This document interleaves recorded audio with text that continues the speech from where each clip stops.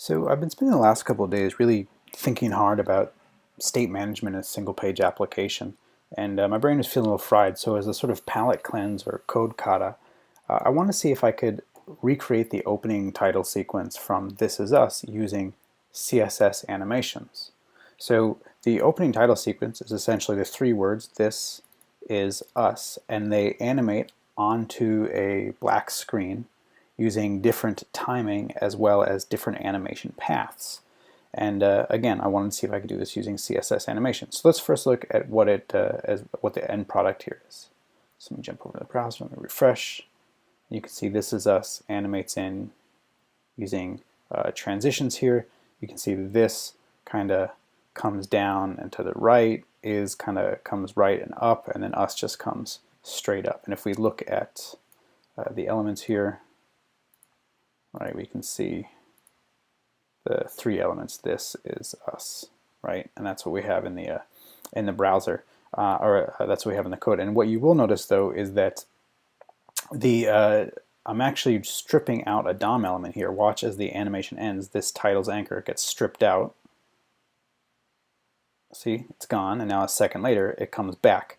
And the reason I'm doing that is it allows me to restart the animations, because the animations will implicitly restart when the DOM elements are re-injected into the active page. So let's take a look at the code now. At first, I was going to try to position This Is Us using percentages, but that was too difficult to manage, or it's too difficult for me at least, with the dynamic size of the browser. Meaning I can resize the browser's width, I can resize the height.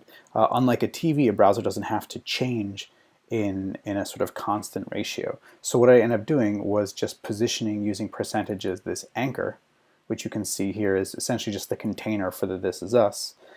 So I position that using percentages so it can move around as the browser resizes, but then I'm actually positioning all of the individual words using pixels, but they're going to be pixels relative to the anchor. So I'm sort of doing a halfway attempt here at a responsive design. Ultimately, the problem is that at the end, these things, sorry, this is a function of the timing there. These things have to be in the right position at the very end, otherwise the effect is lost. And trying to get those words to end up in the right place at the end using percentages based on view height or view width or calc, that's beyond my skill set, to be honest. So ultimately, one of the most difficult parts, or one of the, not difficult, maybe one of the most unexpected parts of this was that I had to build little pauses into the animation. So for example, let's refresh here. If you look at this, it comes down, it kind of pauses for a second and then starts to move over. Similarly with the is, watch the is moves over, pauses, moves up, pauses, and then continues to move over to the right. And I'm doing this in the animation by essentially creating small percentage jumps in which nothing happens. So for example, this is the this.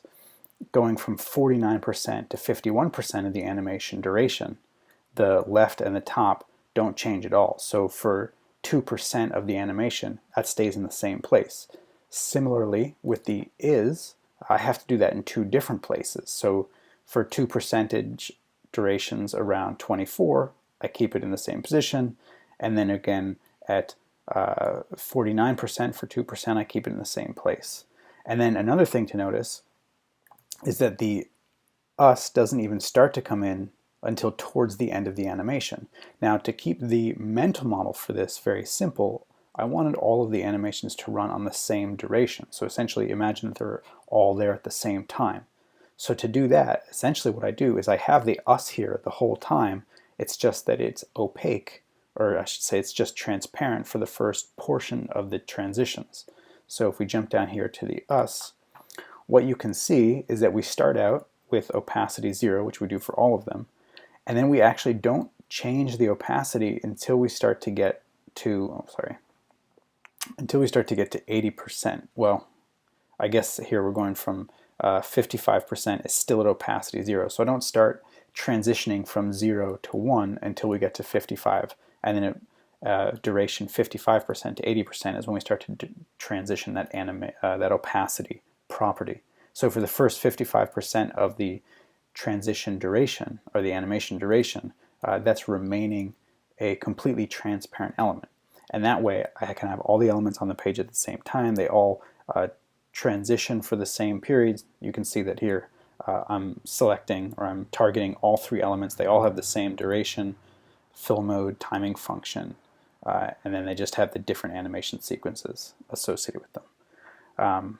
And then as far as restarting the animation, you could do things like change the animation iteration count, but I ended up just going with simple timers. I felt it kept the mental model simpler.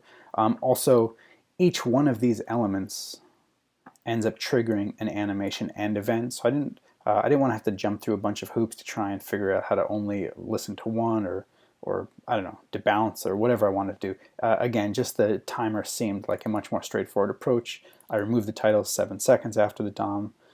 I add the titles back in 8 seconds later, and then I recall this to essentially set up these timers again. And all this is doing is, again, stripping out that anchor and then re-injecting it so that I can implicitly restart the animations once the elements are re-injected into the DOM.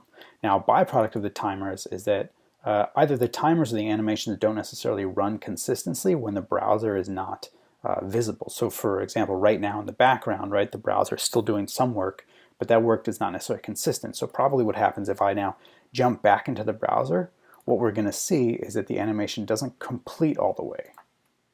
You saw there, it just sort of flickered for a second. Let's see if we can do that again. No, that time it worked. But sometimes what you'll see is that it'll just disappear mid-animation. That's because either the animation stopped at some point or the timer stopped. Something removed the sequence. But the nice thing is, because the animation restarts the moment the DOM is re-injected, that essentially self-corrects. And again, this is just for a demo that I'm repeating this over and over again. This wouldn't necessarily be the case on a regular web app. Anyway, I don't use animations a whole lot. This was really just sort of a fun palette cleanser for some of the other stuff I've been noodling on. And CSS animations are clearly very powerful and will be something that I try to reach for more in my web application development.